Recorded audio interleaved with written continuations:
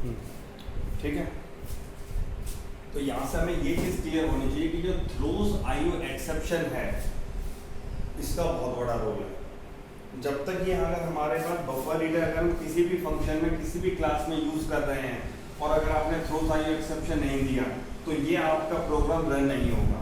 ठीक है, अब एक तो हमारे पास तरीका ये था थ्रोज आईओ एक्सेप्शन से, ये हमने कर दिया। ठीक है, अब इसमें से एक प्रॉब्लम और आती है। सपोज मैंने इस फंक्शन को, मैंने इस बफर रीडर को इसमें ना लिखकर किसी फंक्शन में लिखा, जैसे void add कोई फंक्शन है। ठीक है, मैंने इस फंक्शन में लिखा बफर रीडर, अपना buffer reader same br equals to new buffer reader bracket में। ठीक है, इस फंक्शन में मैंने लगा दिया थ्रोज आईओ एक्सेप्शन। ओके, और मैंने पब्लिक स्टैटिक वॉइड मेन में एक ऑब्जेक्ट बनाया, मैंने obj.add किया। ठीक है, बात समझ में आई? मैंने एक फंक्शन बनाया void add, उसमें मैंने अपना फंक्शन लिखा buffer reader br equal to new buffer reader bracket में न्यू इनपुट डिस्ट्रीब्यूटर ब्रैकेट में सिस्टम मॉडल। ठीक है, अब इसके बाद मैंने थ्रोज आईओ एक्सेप्शन से यहाँ से तो मैंने बफर एक्सेप्शन अपना हटा दिया, थ्रोज का मतलब फेंक दिया, यहाँ से निकल गया, यहाँ से इस फंक्शन में नहीं आएगा। लेकिन मैंने ये फंक्शन कहाँ पे कॉल किया? Public static void main function मैंने इसे कॉल किया obj.add, तो अब वो यहाँ ना रह के वो यहाँ आ जाएगा। समझे? तो अब वो यहाँ पर भी होगा, तो आपको यहाँ पर भी क्या लगाना पड़ेगा? Throws IO exception. That means कि जहां पर भी ये फंक्शन में जिसमें भी यूज हो रहा है, अगर ये आपका ऐड फंक्शन किसी तीसरे फंक्शन में यूज होता, वहां पर भी आपको थ्रोज आईओ एक्सेप्शन लगाना पड़ता। दैट मीन्स ये मान लो कि ऐड फंक्शन वो है जो अपने साथ एक्सेप्शन लेके चलेगा, और जहां भी ये यूज होगा अपना एक्सेप्शन देगा। क्लियर है मेरी बात? ये होती है इसकी सबसे बड़ी प्रॉब्लम। डन? चलिए, अब हम लोग नेक्स्ट चीज देखते हैं, वो क्या है कि कोई जरूरी है कि हमेशा हम ये बफर रीडर के साथ थ्रोज आईओ एक्सेप्शन भी करें? हम नहीं करना चाहते। हमारे पास एक और ऑप्शन है, हम उसका यूज करेंगे। अभी आप देखो, मैं आपको अभी दिखाता हूँ उसका यूज क्या होगा। देखिए, पब्लिक स्टैटिक वॉइड मेन में आपने बेटा पूरा बफर रीडर वाला यूज कर लिया। ठीक है, बफर रीडर देखो बेटा, उसको दिखाई दे रहा है कि नहीं? Equals to okay new buffer reader. ठीक है, ये सारी चीजें हमने अपने लिख दी। अब फिर से वही थ्रोज आईओ एक्सेप्शन लिखो, हम नहीं लिखना चाहते क्योंकि हम चाहते नहीं कि दोबारा कहीं पे भी आए ये। तो हम क्या करेंगे इसके लिए? ट्राई कैच का यूज करेंगे। किसका? Try catch.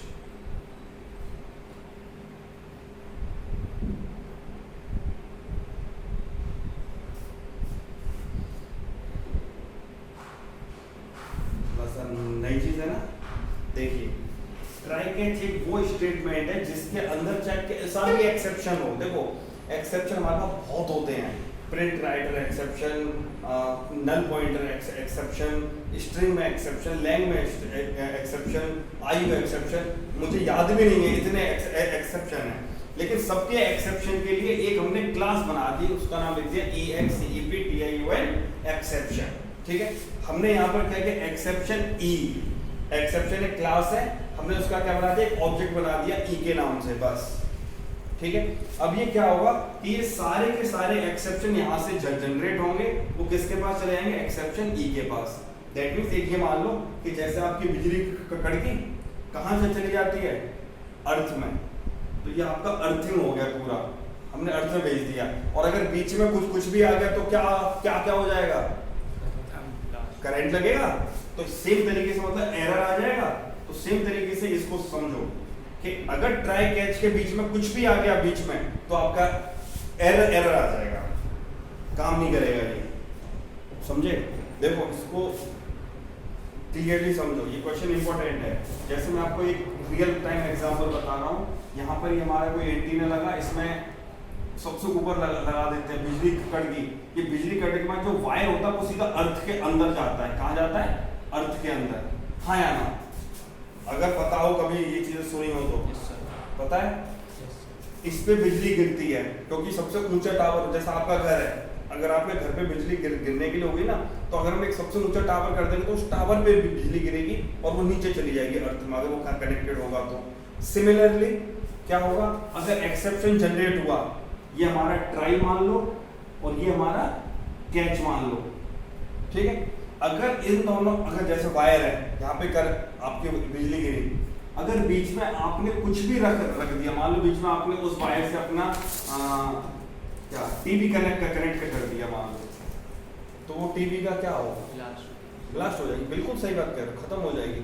या किसी पर्सन ने वो उस टाइम पे उस वायर को पकड़े हुए होगा, तो वो इंसान भी क्या हो जाएगा, खत्म, ठीक है ना। दैट मींस एक एरर आ गया सर, बाद में निशान एक एरर आ गया, इसी को मैं एरर बोलता हूँ, मान लो ये मेरा एरर है।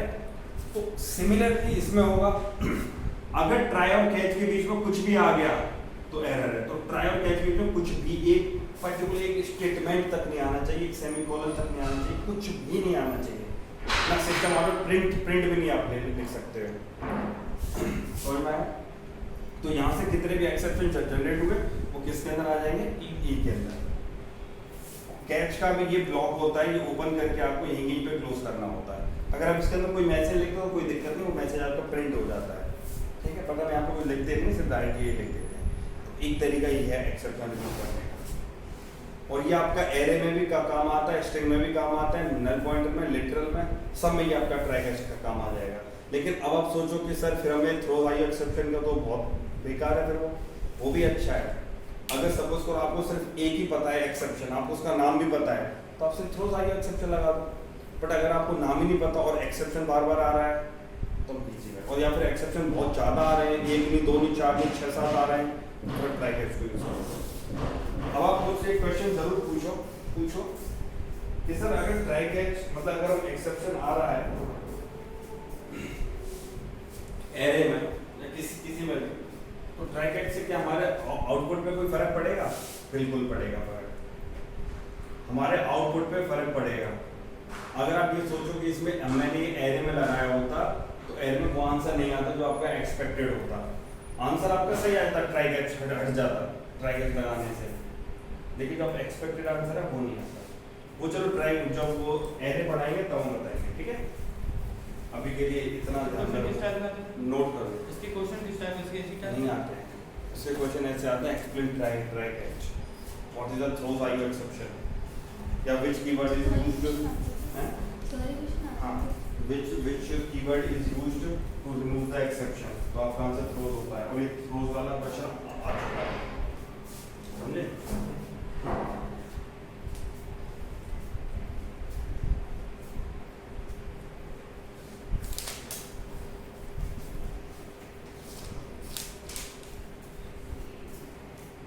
बेटा बफरेटर के लिए कोई स्पेस नहीं है, और पूरा लिखा करो, बी आर है ये।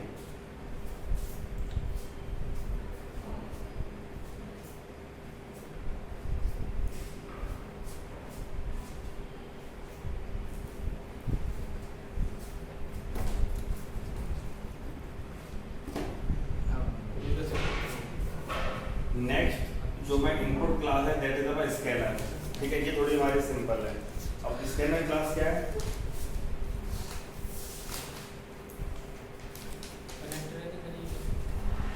अब स्कैनर क्लास क्या हमारे पास, सबसे पहले इसका पैकेज क्या है, यूटिल, ठीक है। इस क्लास का पैकेज क्या है हमारा, यूटिल।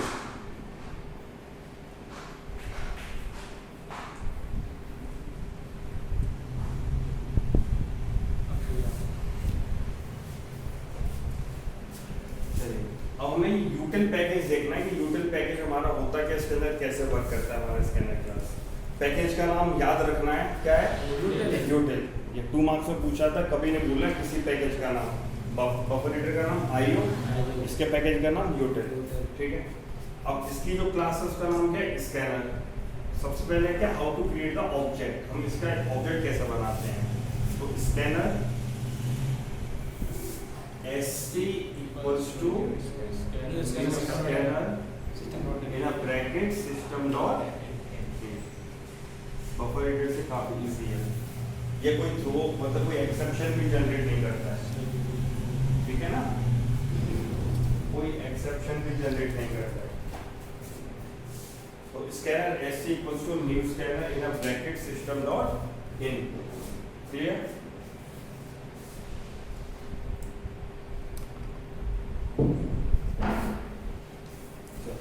अब इसके जो फंक्शंस हैं वो क्या क्या हैं, इसके फंक्शन मेन है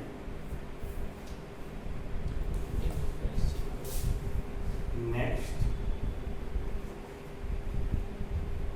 next line, next in, next float,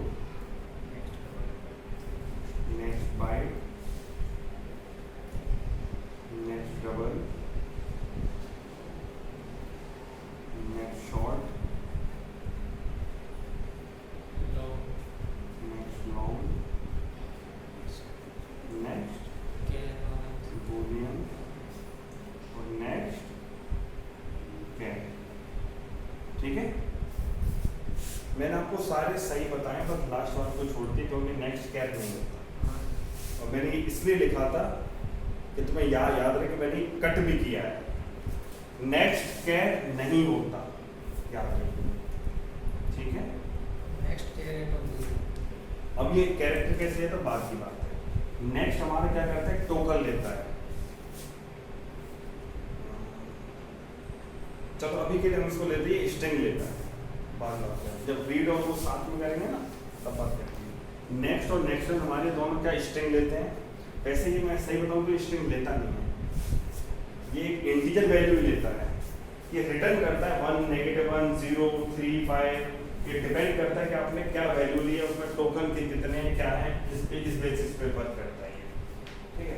तो इसको मैं यहाँ पे होल्ड पे रख रखा हूँ इस पॉइंट को, मुझे याद दिलाना जब मैं रीड फंक्शन पढ़ाऊंगा ना, और ये मैं तब पढ़ाऊंगा जब आप स्कैनर पे थोड़े रूबरू हो जाओगे, मतलब स्कैनर यूज करने जाओगे तब आएगा समझ में, जब आप पूरा टोकन बनाना सीख जाओगे। नेक्स्ट लाइन स्ट्रिंग के लिए, इंटीजर डेसिमल वैल्यू फ्लोट के लिए, मतलब ये इसमें पॉइंट कम आते हैं, बाइट, डबल, शॉर्ट, लॉन्ग सारे पता है, सिंपल यूज करने का तरीका।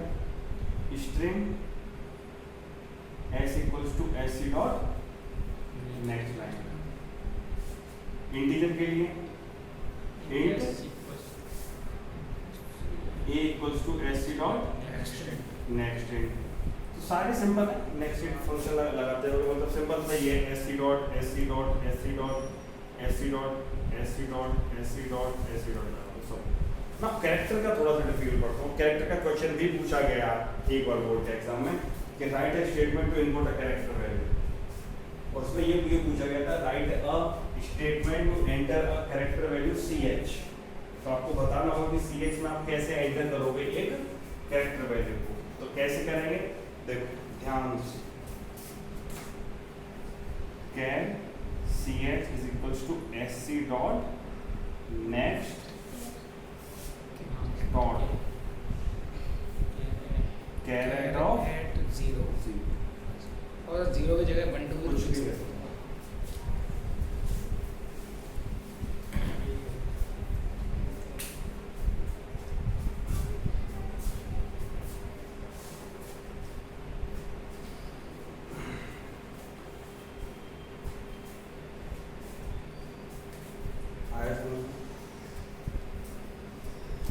एक ही तरह से लिख सकते हैं sc डॉट नेक्स्ट इंट कैर हो गया, कैरेट ऑफ 0, इसके अलावा और कुछ लिख सकते हैं यहाँ पे 0 की जगह char ch equals to sc dot next char, आपको एस डॉट नेक्स्ट तो लेकिन ये तो आप चेंज कर ही नहीं सकते, इसी तरीके से इनपुट लिया जाता है, ठीक है।